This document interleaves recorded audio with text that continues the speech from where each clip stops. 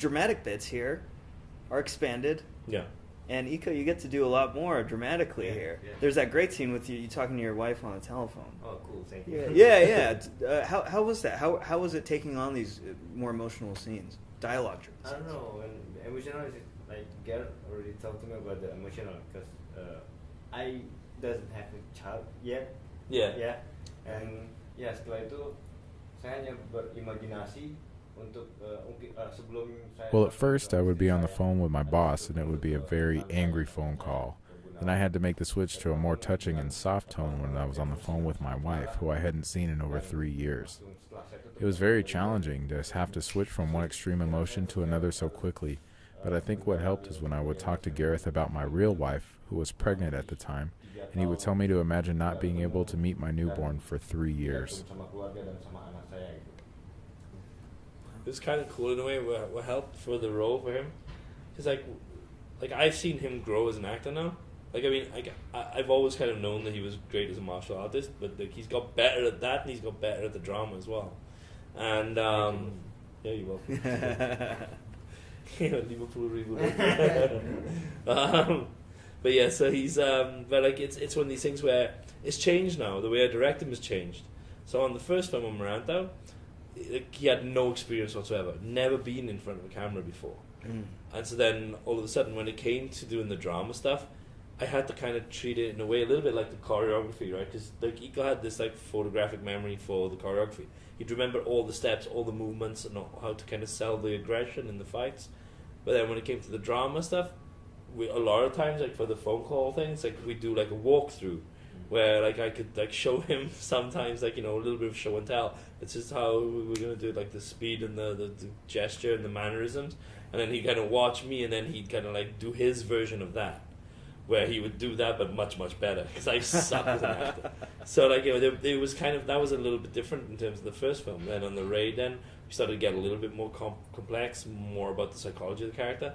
And then on this one, because of his life experience now, because like, you know, like now he's a dad, now he's got like a little girl, and at that time, you know, like Iko was saying, like the expectation of becoming a father meant that I could play into that mindset with him. I could go into his head more, and I could explain to him. I could say, you know, and I mean, we're close outside of the project anyway. It's like he knows my little girl and stuff like that. He knows my family, and then and then I know his and stuff. So like, it was easy for me to be able to kind of say like, oh, well, you know, this is how I would feel if I didn't get to see my little girl for like a week.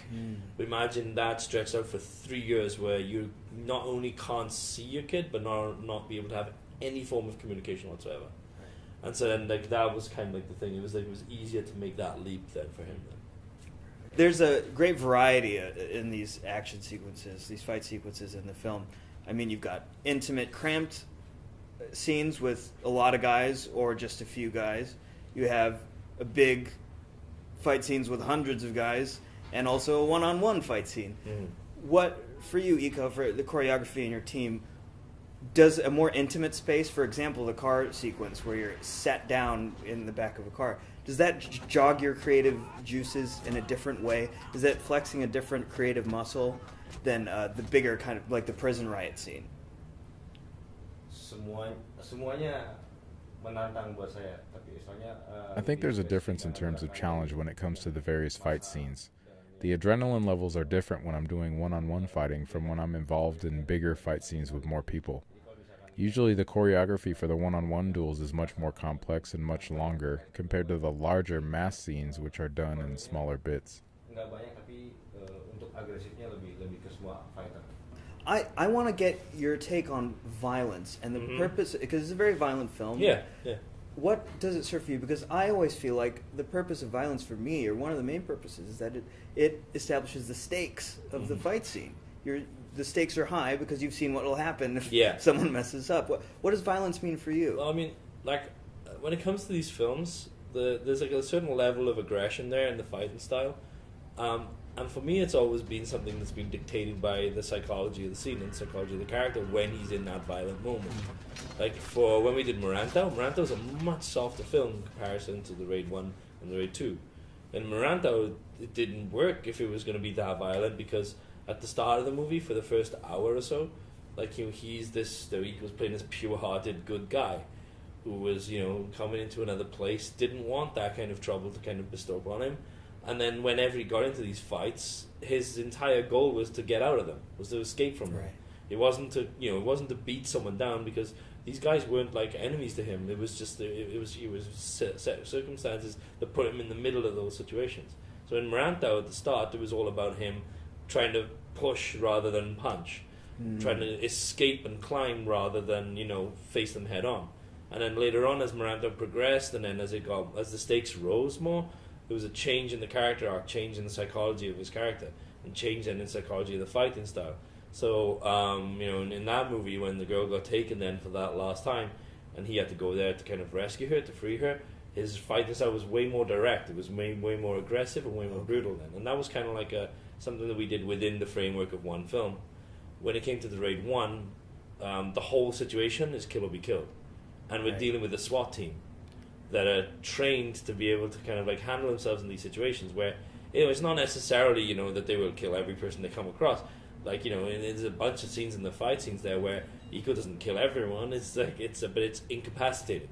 Right. It's that idea of like, whoever you face as an opponent, that you're gonna take them out to a position where they can't get back up again. They can't become another threat later on, because otherwise it's like that cheese ball thing of like hitting the guy down and then turning your back on him and later on he strikes you. Right. So it was like that couldn't happen in the Raid, not in that world. And so the Raid 2 is like an expansion of that. It's another continuation of those themes. It was another way of like kind of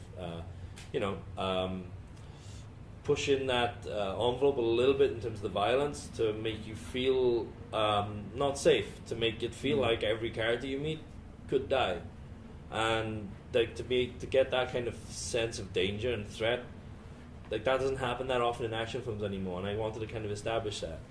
But on a level of being, on the subject of like screen violence, like away from the psychology of the film, like for me, I've always had this one thing which is kind of me and my dad always watch films together ever since I was a kid, and watched a bunch of movies with him, and sometimes it would be like Commando or something, or Scarface or something, or Wild Bunch. And every time there would be like a sequence in the film that was like quite violent, if he felt that it was too strong for me, he would like censor it. He would press pause and then send me out of the room. He'd keep watching it, and I'd come back in when it was over. Oh, right? wow. And manual censoring. Exactly, yeah. And if I saw something, like there was a scene in Hard Boiled where they're in like the hospital, and then you see like the two guys, they're facing off against each other, and there's a bunch of like patients and nurses in the middle. And so, like, they show this like code of honor thing where he says to the nurses to go out and take the patients away because they shouldn't be involved in this moment. And then in the background, the douchebag gangster guy comes in with a machine gun and shoots them all dead. Right. And it's this like extreme moment where, like, and for me, like, this is like 92, 93, a 13-year-old kid watching like this Hong Kong action movie where suddenly like innocent people were getting killed on the street, and it was like a real dark moment in the film. And when it was over, like my dad did the whole thing of like giving this little moral lesson about it. Like he was saying like how he loves the film and he thinks it's visceral, but then this scene has an importance of what is the importance, what is the message, what is the reason behind it, what is it telling us about the characters. And so his thing and his to this day has always been a film can be violent, it can be visceral, it can create like a sucker punch reaction in an audience, it can make you feel or like make you gasp or even make you laugh. It doesn't matter how you respond to what you're seeing. But he said like the only thing he hates and the only thing he doesn't like is when the focus is on pain and suffering, when it's on purely on torture. And so that's like one thing that we've kind of like tried to avoid in our stuff, to like not have a moment there where you're completely, close-up, detail, focus on somebody being slowly hurt or maimed or killed in some way, where you're focusing entirely on the sort of like the vulnerability and the pain of that person. What we tend to do in ours is whenever it comes to the big action sequences, those martial arts sequences, those action scenes, those gunplay bits, those car moments, they're quick, they're like fast, and they hit you hard, and then we cut away, and then we show you something else, and we'll build to something else again, and then we'll hit you again, but then we'll come away in it, and we won't focus on a guy being pulled apart and stuff like that. So there's like it's it's like it's that's just me and my approach, out of respect for what my dad gave me as a child growing up watching films.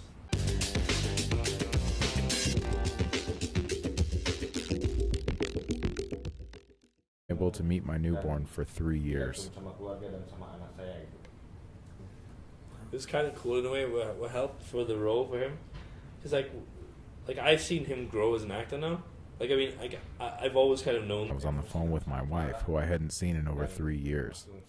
It was very challenging to have to switch from one extreme emotion to another so quickly, but I think what helped is when I would talk to Gareth about my real wife, who was pregnant at the time, and he would tell me to imagine not being able.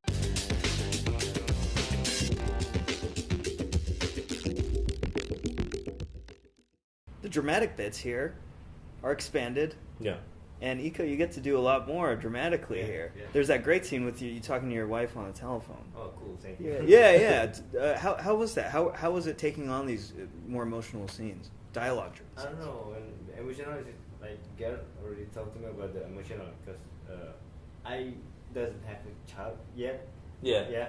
And ya setelah itu saya hanya berimajinasi untuk sebelum saya. Well, at first I would be on the phone with my boss, and it would be a very angry phone call. Then I had to make the switch to a more touching and soft tone when